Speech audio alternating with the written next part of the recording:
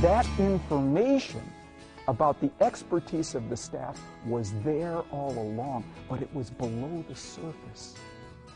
What the detective of influence has to do is find those things that move people positively in our direction and bring them to the surface so they are conscious to the people who we want to respond to them. Charles Munger from Berkshire Hathaway states, "This program will help executives make better decisions and use their influence wisely.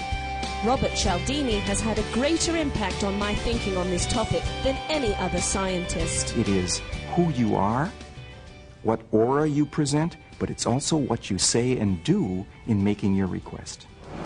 Dr. Robert Cialdini, a psychology professor at Arizona State University, has spent years studying and writing about persuasion.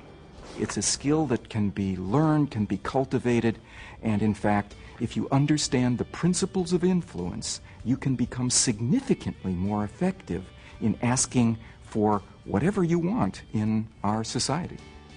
The London Telegraph states, "Nobody since Jane Austen has done more for persuasion than Robert Cialdini." The first is reciprocation.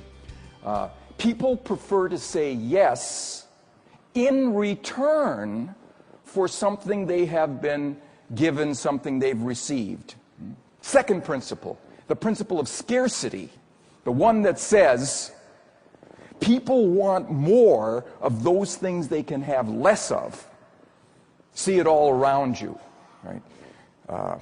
People lining up to get access to products or services that are in scarce supply. Next principle is the principle of authority, and it has to do, I think, with a way of arranging ourselves in the current economic environment, which is rife with uncertainty. I've never seen such a volatile, uncertain economic market as currently exists. Right? Next principle for us to consider is the principle of consistency, the one that says people want to be consistent with what they have already said or done. So what I'm going to ask you to do before you ever deliver a recommendation, get people to speak and to write down, because people live up to what they write down.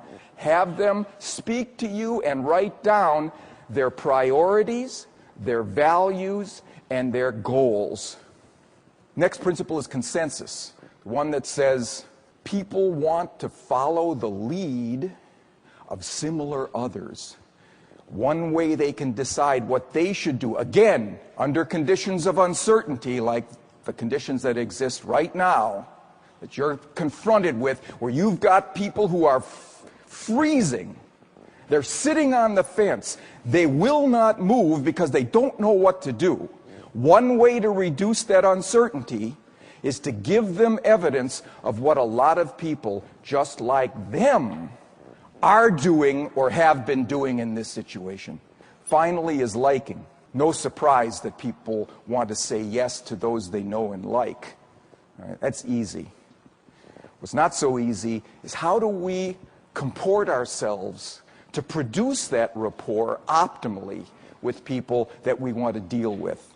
With everyone's permission, we showed the tapes to Professor Robert Cialdini, a social psychologist at Arizona State University. He studies the science of selling, and we wanted his insights into what makes them so persuasive. What I noticed about all three of the people that we dealt with, they were people persons. They liked interacting with people. Cialdini noticed that all three also asked their customers many personal questions, a key tool, he says, to accomplishing two purposes.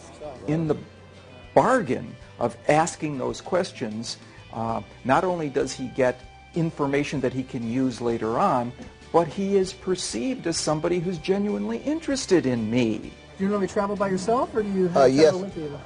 I'm my daughter. I have a 9-year-old daughter still at home. Now, he's found out, for example, that this particular customer has a 9-year-old daughter. You'll see later on, he's going to raise that point. You know, your daughter probably has friends that you might want to put in the back seat here. Sure. And they can sit comfortably. Sure. Tom Peters states, Robert Cialdini is the most brilliant student of influence and negotiation I have encountered.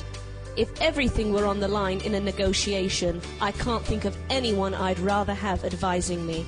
Who would you say is the most successful financial investor of our time? Warren Buffett. Everybody says Warren Buffett. Well, I agree. And I've been getting the Berkshire Hathaway, Warren Buffett's company, Berkshire Hathaway, stockholder report for the last 7 years. Anybody know, by the way, what a single share of Berkshire Hathaway stock is going for on the new? Yes. $104,000 a share. There's never been anything like it.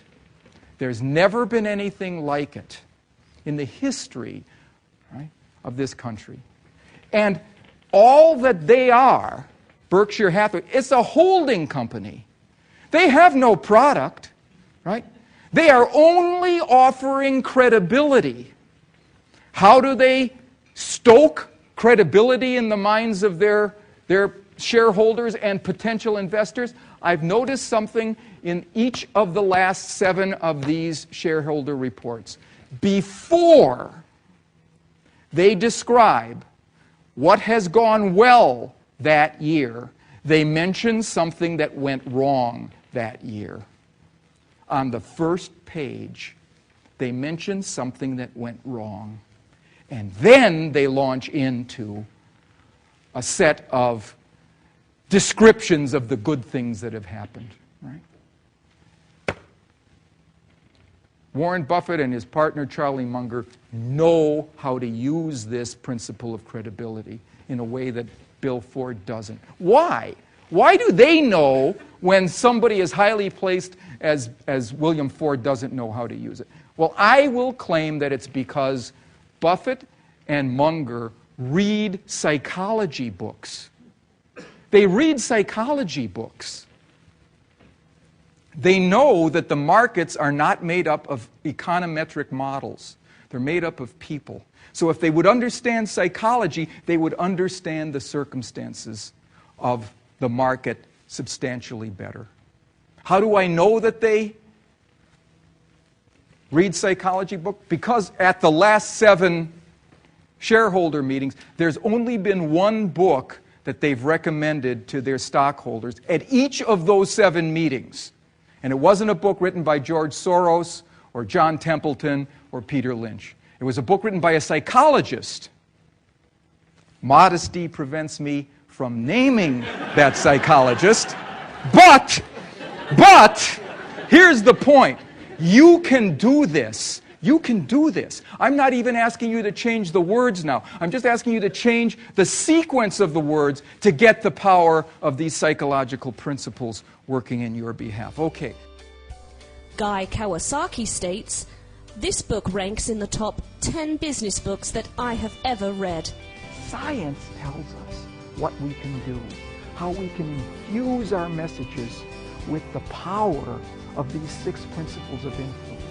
If you will align yourself with the power of those principles, I'm convinced you'll become significantly more successful in your sales endeavors.